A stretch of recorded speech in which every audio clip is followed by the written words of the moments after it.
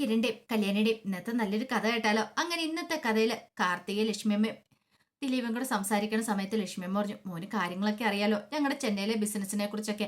അപ്പൊ അതൊക്കെ നോക്കി നടത്താനായിട്ട് ഇനി മോൻ വേണമെന്ന് പറഞ്ഞു. അത് കേട്ട് കഴിഞ്ഞപ്പം ദിലീപ് പറഞ്ഞു, കാര്യങ്ങളൊക്കെ എന്നോട് കാർത്തു പറഞ്ഞിട്ടുണ്ടമ്മേ. അല്ല, അതൊക്കെ നോക്കി നടത്തേണ്ട ആളല്ലേ അവന്, ആ ഗംഗ. പക്ഷേങ്കില് അവന്റെ സ്വഭാവം മോൻ അറിയാലോ എന്ന് പറഞ്ഞു. അമ്മ ഇനിയിപ്പൊ അതിനെക്കുറിച്ചൊന്നും ഓർത്ത് വിഷമിക്കണ്ടെന്ന് പറഞ്ഞു. അപ്പോഴേക്കാണ് കിരണും കല്യാണിയും കൂടെ അങ്ങോട്ടേക്ക് വരുന്നത്. കിരണും കല്യാണിയും കണ്ടു കഴിഞ്ഞപ്പോഴത്തേനും കാർത്തി ചോദിച്ചു, അല്ല നിങ്ങൾ എങ്ങോട്ടാ? കമ്പനിയിലേക്ക് പോവണ്ടേ? കാർത്തിയേച്ചിയുടെ കല്യാണം മുടങ്ങിയതുമായിട്ട് ബന്ധപ്പെട്ട് കുറച്ച് ദിവസം കമ്പനിയിലേക്ക് പോയിട്ടുണ്ടായിരുന്നല്ലോ. പക്ഷേങ്കില് ഇനി കമ്പനിയിലേക്ക് പോകണമെന്ന് പറഞ്ഞു. അപ്പോഴേക്കും രതീഷും കാദംബരിയും കൂടെ ഇറങ്ങി വരുവാണ്. അല്ല, നിങ്ങളും പോവുകയാണെന്ന് ചോദിച്ചു. അതെ, ഞങ്ങളും ഇറങ്ങിയേക്കാന്ന് വിചാരിച്ച. അപ്പോഴേക്കും കിരൺ ചോദിച്ചു, ഡ്രോപ്പ് ചെയ്യണോ? വേണ്ട, ഞങ്ങൾക്ക് ബൈക്ക് ഉണ്ടെന്ന് പറഞ്ഞു. ആ സമയത്ത് കാർത്തി പറഞ്ഞു, കല്യാണി, ഞങ്ങളിന്ന് അമ്മൂമ്മയുടെ അടുത്ത് പോകുന്നുണ്ട് സായാഹ്നത്തില്. അമ്മൂമ്മ ഞങ്ങൾക്ക് വേണ്ടി സദ്യ ഉണ്ടാക്കി വെച്ചിട്ടുണ്ട്, നീ വരുന്നുണ്ടോന്ന് ചോദിച്ചു. ഷോ, ഇത് നേരത്തെ പറയാൻ പാടില്ലായിരുന്നോ? അങ്ങനെയായിരുന്നെങ്കിൽ ഞാനും കൂടെ വന്നേനല്ലോ. ഇനിയിപ്പൊ സാരമില്ല, ഞാൻ ഇടയ്ക്ക് അമ്മൂമ്മയുടെ അടുത്ത് പോയിക്കൊള്ളാന്ന് പറഞ്ഞു. അത് കേട്ടപ്പോ കാർത്തി പറഞ്ഞു, എങ്കിൽ ശരി, അങ്ങനെ ആയിക്കോട്ടെ എന്ന് പറഞ്ഞു. അങ്ങനെ കിരണും കല്യാണി ഒക്കെ അങ്ങോട്ട് പോകാനായിട്ട് ഇറങ്ങുവാണ്. ആ സമയം കാദംബരിയും രതീഷും കൂടെ ഇറങ്ങി. അപ്പോഴേക്കും രതീഷ് കിരണിനെ വിളിച്ചിട്ട്, സാറ് ഒരു മിനിറ്റ് എന്ന് പറയണം. അങ്ങനെ വിളിച്ചങ്ങ് മാറ്റിക്കൊണ്ട് പോയി. അതെ, ഇവിടെ എന്ത് പ്രശ്നം ഉണ്ടെങ്കിലും വിളിക്കണം, വിളിക്കാതിരിക്കരുതെന്ന് പറഞ്ഞു. എടാ, ഇങ്ങനെ നമ്മളെ എന്നെ മാറ്റിയെടുത്ത് ഇങ്ങനെ സംസാരിക്കുന്ന അവര് കണ്ടിട്ടുണ്ടെങ്കിൽ അവർക്ക് സംശയം തോന്നും. ഇപ്പൊ തന്നെ കണ്ടില്ലേ, അവർ നോക്കുന്ന കണ്ടോ? കാദംബരി കല്യാണിക്ക് ഇങ്ങനെ നോക്കുവാണ്. പിന്നെ ഇവിടെ എന്ത് പ്രശ്നം ഉണ്ടെങ്കിലും ഞാൻ അതൊക്കെ മാനേജ് ചെയ്താളാം, നീ അതിനെക്കുറിച്ച് ഓർത്ത് വിഷമിക്കണ്ട. അല്ല സാറേ, ഇനിയിപ്പോൾ അവനെക്കുറിച്ച് വല്ല അന്വേഷണം എന്തെങ്കിലും വന്നിട്ടുണ്ടെങ്കിൽ അതൊക്കെ ഞാൻ ഡീൽ ചെയ്തോളാം, നിനക്ക് ഒരു കാര്യത്തിനും ടെൻഷൻ വേണ്ട. അല്ലെങ്കിൽ തന്നെ ഇതേ കല്യാണിക്കൊക്കെയാണ് നല്ല ടെൻഷനാ. ഞാൻ എന്തോ കള്ളത്തരം ഒളിപ്പിച്ചു വെക്കുന്നുണ്ടോ എന്നൊരു ചിന്ത അവളുടെ മനസ്സിലുണ്ടെന്ന് തോന്നേ. കഴിഞ്ഞ ദിവസം നമ്മൾ വലിയൊരു അബദ്ധം കാണിച്ചു. എൻ്റെ ഷർട്ടിൽ ചോരക്കറ ഉണ്ടായിരുന്നു, ഞാനത് കളയ പോലും ചെയ്യാതെ അവിടെ കൊണ്ട് ഊരിയിട്ടിരുന്നേ. പക്ഷെ അതവള് കണ്ടു. തൽക്കാലത്തേക്ക് ഞാൻ പറഞ്ഞു, ഓഡിറ്റോറിയത്തിൽ നിന്ന് പറ്റിയ പെയിന്റ് ഒക്കെയാന്ന് പറഞ്ഞ് തലയുരിയെന്ന് പറഞ്ഞു. അത് കേട്ട് കഴിഞ്ഞപ്പോൾ രതീഷ് പറഞ്ഞു, എന്നിലും കാദംബരിക്ക് നല്ല സംശയമുണ്ട്, നിങ്ങൾ കഴിഞ്ഞ എങ്ങോട്ടേക്കാ പോയെന്നൊക്കെ ഒരു 100 വട്ടം എന്നോട് ചോദിച്ചു. അതാ പറഞ്ഞത്, വാ നമുക്ക് അങ്ങോട്ടേക്ക് ചെല്ലാന്ന് പറഞ്ഞു.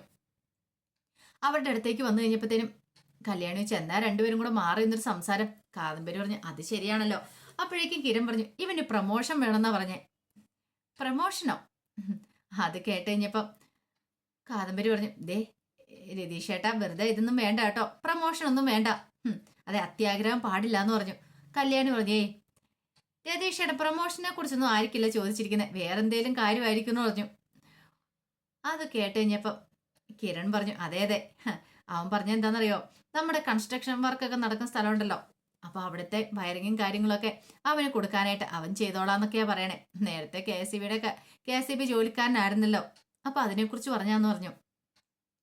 അത് കേട്ടപ്പോ കല്യാണി പറഞ്ഞു, അല്ല ഇതിനൊക്കെയുള്ള സമയം രതീഷ് ചെയ്യേണ്ടത് എവിടെയാന്ന് ചോദിച്ചു. രതീഷ് പറഞ്ഞു, അതൊക്കെ ഞാൻ സമയം ഉണ്ടായിക്കോളാം എന്നൊക്കെ പറഞ്ഞു.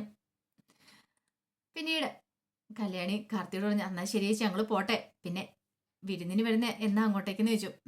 വിരുന്നിന് വരാം, അപ്പൊ 1-2 സ്ഥലത്ത് പോകണ്ട, അതിനുശേഷം വരാന്ന് പറഞ്ഞു. അപ്പോഴേക്കും കാദംബരി പറഞ്ഞു, ഞങ്ങളുടെ വീട്ടിലേക്കും വരണം, കുഞ്ഞു വീടാ എന്ന് പറഞ്ഞു. കുഞ്ഞതും വലുതും അങ്ങനെയൊന്നും ഇല്ല ചേച്ചി, ഞങ്ങൾ അങ്ങോട്ടേക്കും വന്നേക്കാന്ന് പറഞ്ഞു. അങ്ങനെ കിരണും കല്യാണിയും പോയി. പിന്നീട് കാദംബരിയും രതീഷും കൂടെ പോവാണ്. പിന്നീട് കിരണും കല്യാണിയും കൂടെ വീട്ടിലേക്ക് വന്നു. ആ സമയത്ത് കല്യാണി പറഞ്ഞു, ഇപ്പോഴാ ശരിക്കും ഒരു സമാധാനമായത്, കാർത്തിയേച്ചിയുടെ കല്യാണമൊക്കെ മംഗളകരമായിട്ട് നടന്നല്ലോ എന്ന് പറഞ്ഞു. അത് കേട്ടപ്പോ കിരൺ പറഞ്ഞു, ഇനിയിപ്പൊ പേടിക്കേണ്ടില്ല, എന്നാലും സൂക്ഷിക്കണം കിരണേട്ടാ, അവനുണ്ടല്ലോ ആ ദുഷ്ടൻ ഗംഗാപ്രസാദ്, അവൻ എന്താണല്ലോ അറിയാതിരിക്കില്ല എന്ന് പറഞ്ഞു. അവൻ ഇനിയിപ്പോൾ അറിഞ്ഞിട്ടും വലിയ കാര്യമൊന്നുമില്ല. അങ്ങനെ അവൻ അങ്ങോട്ട് എഴുതി തള്ളാൻ വരട്ടെ, കാരണം അവൻ എന്തും ചെയ്യാൻ മടിക്കാത്തവൻ, അറിയാലോ അവന്റെ സ്വഭാവം. ഒരു പക്ഷേങ്കില് കാർത്തിയേച്ചിനെ കുറിച്ചൊക്കെയുള്ള വാർത്തകളും കാര്യങ്ങളൊക്കെ ന്യൂസിനകത്തൊക്കെ വന്നിട്ടുണ്ടായിരുന്നല്ലോ, അപ്പൊ അത് കണ്ടു കഴിഞ്ഞാൽ പിന്നെ അവന് സഹിക്കാൻ പറ്റില്ല എന്ന് പറഞ്ഞു. അതെ, നമ്മൾ എന്തിനാ വേണ്ടാത്ത കാര്യത്തെക്കുറിച്ച് ഓർത്ത് ടെൻഷൻ അടിക്കണേ?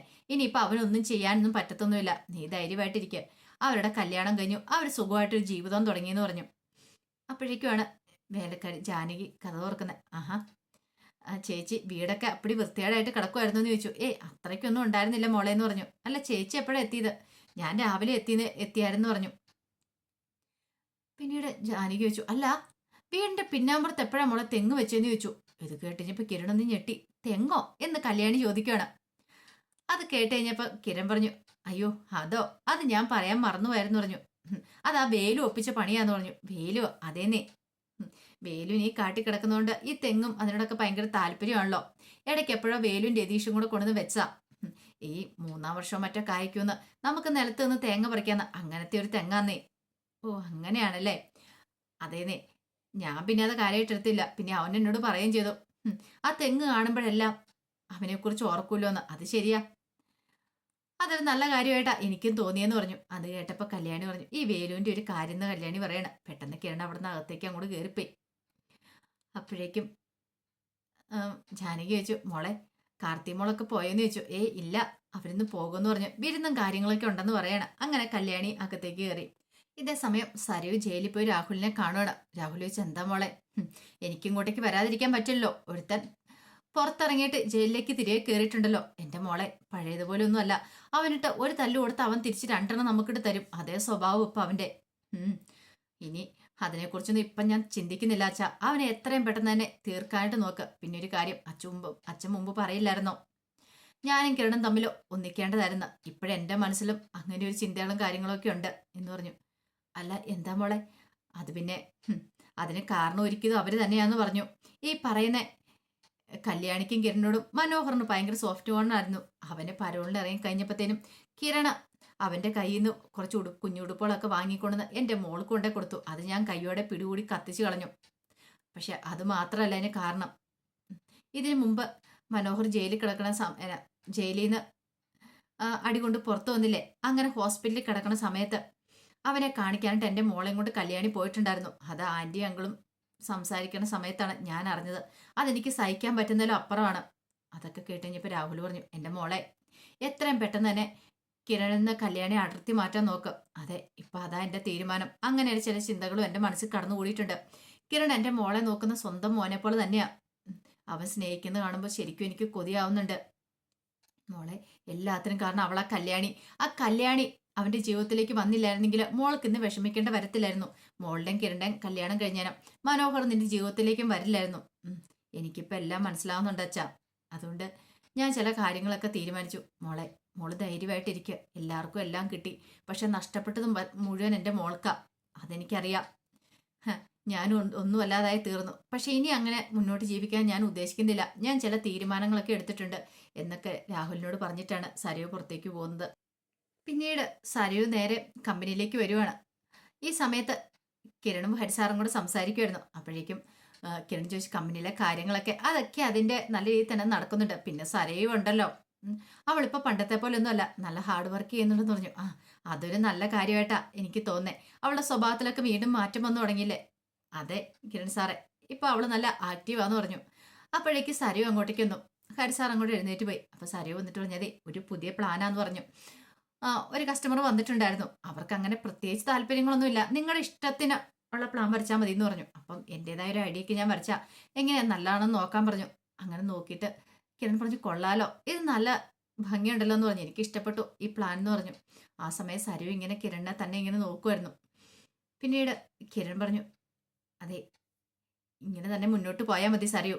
ഇപ്പം നീ മുമ്പത്തെ പോലെ തന്നെ ആക്റ്റീവ് ആകാൻ തുടങ്ങിയല്ലേ എന്ന് ചോദിച്ചു. സരയു അതിന് പ്രത്യേകിച്ച് മറുപടി ഒന്നും പറഞ്ഞില്ല. പിന്നീട് സരയു പറഞ്ഞു, അല്ല എനിക്ക് 1-2 സൈറ്റിലും ഒരു പ്ലോട്ടിലും ഒക്കെ പോകാനുണ്ടായിരുന്നു. നീ വരുന്നുണ്ടോ കിരണേന്ന് ചോദിച്ചു. അല്ല ഞാൻ വരണോന്ന് ചോദിച്ചു. അല്ല ഹരിസാറിനോട് ചോദിച്ചു കഴിഞ്ഞപ്പോൾ ഹരിസാറിന് എന്തോ തിരക്കുകളും കാര്യങ്ങളോ, നിനക്ക് ബുദ്ധിമുട്ടില്ലെങ്കിൽ. അപ്പോഴേക്കും കിരൺ പറഞ്ഞു, എനിക്ക് എന്ത് ബുദ്ധിമുട്ട്? അല്ല നിന്റെ മനസ്സ് മാറിയെന്നറിഞ്ഞപ്പോൾ എനിക്ക് ഭയങ്കര സന്തോഷമായി. എന്നോടുള്ള ദേഷ്യമൊക്കെ മാറിയോന്ന് ചോദിച്ചു. ദേഷ്യം? എനിക്ക് നിന്നോട് അധികം ദേഷ്യം കാണിച്ചുകൊണ്ടിരിക്കാൻ പറ്റുമോടെ കിരണേ? കാര്യം പറഞ്ഞ ദേഷ്യം വരുമ്പോൾ ഞാൻ നിന്നോട് ഓരോന്നൊക്കെ പറയും. പക്ഷെ എങ്കിൽ അങ്ങനെയല്ല, അധിക ദിവസമൊന്നും എനിക്കത് വെച്ച് പുലർത്താനൊന്നും പറ്റില്ല എന്ന് പറഞ്ഞു. കാരണം ഞാൻ നിന്നെ അങ്ങനെ സ്നേഹിക്കുകയും വിശ്വസിക്കുകയും ഒക്കെ ചെയ്യുന്നുണ്ട് എന്ന് പറഞ്ഞു. അപ്പോഴേക്കും കിരൺ പറഞ്ഞു, അതെനിക്കറിയാം. പിന്നെ ഈ പ്ലാനും കാര്യങ്ങളൊക്കെ എനിക്ക് ഇഷ്ടപ്പെട്ടു. ഇതിൻ്റെ ഇന്റീരിയർ ഡിസൈനിങ് കാര്യങ്ങളൊക്കെ ഞാൻ കല്യാണം ചോദിക്കട്ടെ, എന്നിട്ട് നമുക്ക് എന്താണെന്ന് വെച്ചാൽ തീരുമാനിക്കാന്നൊക്കെ പറഞ്ഞു. ഇതേ സമയത്ത് സ്റ്റെഫി ഗംഗാപ്രസാദ് 1-2 ശിങ്കിളുകളും കൂടെ തമ്മിൽ സംസാരിക്കുകയാണ് പരാതി കൊടുക്കുന്നതിനെ കുറിച്ചാണ്. ആ സമയം സ്റ്റെഫി പറഞ്ഞു, CA മാർട്ടിനും അയാൾ മുഖം നോക്കാൻ നടപടി എടുക്കുന്ന ഒരാളാ. അയാളുടെ അടുത്ത് കൊണ്ട് നമുക്ക് ഗംഗയെക്കുറിച്ചുള്ള പരാതി കൊടുക്കാന്ന് പറഞ്ഞു. പരാതി കൊടുത്തത് ശരിയാവോ? പിന്നല്ലാതെ ഗംഗയെ കാണുന്നില്ലെന്നും പറഞ്ഞ് നമുക്കൊരു പരാതി അങ്ങോട്ട് കൊടുക്കാം. അയാൾ എന്താണെന്ന് നടപടി എടുക്കാതിരിക്കില്ല. നമ്മൾ ഓൾറെഡി ക്രിമിനൽസ് അല്ലേ, ക്രിമിനൽസാ എന്നും പറഞ്ഞ് നമ്മൾ മനുഷ്യരല്ലേ. നമ്മൾ കൊണ്ടുപോയി ഒരു പരാതി കൊടുക്കുകയാണെങ്കിൽ അയാൾക്ക് അന്വേഷിക്കാതിരിക്കാൻ പറ്റില്ല. ശരിക്കും ഗംഗ തെറ്റ് ചെയ്തിട്ടുണ്ടെങ്കിൽ അവനെ ശിക്ഷിക്കേണ്ട കോടതിയല്ലേ, അല്ലാതെ ഈ പറയുന്ന കിരണം കല്യാണിയൊന്നും അല്ലല്ലോ. അവനെ കൊന്നു കുഴിച്ചു മട റൈറ്റ്സും കാര്യങ്ങളൊന്നും അവർക്കില്ല എന്ന് പറഞ്ഞു. അങ്ങനെ അവരെന്തേലും ചെയ്തിട്ടുണ്ടെങ്കിൽ അത് പുറത്ത് വരിക തന്നെ ചെയ്യണം, അല്ലാതെ പറ്റില്ല എന്ന് പറഞ്ഞു. അത് കേട്ട് കഴിഞ്ഞപ്പം അവന്മാര് പറഞ്ഞു അതൊക്കെ ശരി തന്നെയാ, പിന്നെ ഒരു കാര്യമുണ്ട്. ഈ ഗംഗയുടെ ഒരു കുഞ്ഞ് ആ കാട്ടില് ഉള്ള ഒരു പെണ്ണിന്റെ വയറ്റിലുണ്ടെന്ന് അറിയാൻ കഴിഞ്ഞിട്ടുണ്ടായിരുന്നു പറഞ്ഞു. എന്താടാ നീ പറഞ്ഞേ? അതെ, അവൻ കുറച്ചാൾ കാട്ടിലുണ്ടായിരുന്നല്ലോ. ആ സമയത്ത് അവിടെ ഒരു പെണ്ണിന്റെ വയറ്റില് ഇവന് ഒരു കുഞ്ഞിനെ കൊടുത്തിട്ടുണ്ടായിരുന്നു അറിയാൻ കഴിഞ്ഞെന്ന് പറഞ്ഞു. നീ എന്താടാ പറഞ്ഞെന്ന് ചോദിച്ചോണ്ട് അവനെ കോളറിന് അങ്ങോട്ട് കുത്തി പിടിക്കുകയാണ് സ്റ്റെഫി. ദേ അനാവശ്യം പറഞ്ഞാ ഉണ്ടല്ലോ. അയ്യോ അനാവശ്യമൊന്നുമല്ല, എന്താടാ അവൻ നിന്നോടൊക്കെ അങ്ങനെ പറഞ്ഞു എന്ന് ചോദിച്ചു. അതോ നീയൊക്കെ ഉണ്ടാക്കിയെടുത്തണോ? അല്ല, സത്യമായിട്ടും അവൻ ഇടയ്ക്ക് ഞങ്ങളോട് പറഞ്ഞ കാര്യം ഇതെന്ന് പറഞ്ഞു. അത് കേട്ടപ്പോൾ സ്റ്റെഫി ഒന്ന് തളർന്നു പോയി. സ്റ്റെഫി ഒരിക്കലും പ്രതീക്ഷിച്ച കാര്യമായിരുന്നില്ലത്. കാരണം മനസ്സിൽ അങ്ങനെ കൊണ്ടുവരുന്ന അവൻ നേരെ വാ നേരെ പോലെ സ്വഭാവക്കാരന്, കൂടെയുള്ളവരെ ചതിക്കില്ല, അങ്ങനെ ഒരു വിശ്വാസമൊക്കെ സ്റ്റെഫിക്ക് ഉണ്ടായിരുന്നു. അതാണ് തകർന്നു പോയത്. അപ്പൊ അതിന്റെ വിശേഷങ്ങളൊക്കെ എന്ന് കാണുന്നത്. ഇതിന്റെ ബാക്കി വിശേഷങ്ങളുമായിട്ട് വൈകുന്നേരത്തെ പ്രമോയി വരാട്ടോ. ഒരിക്കൽ കൂടി എല്ലാവർക്കും ശുഭദിനം നേർന്നുകൊണ്ട് നിർത്തുന്നു.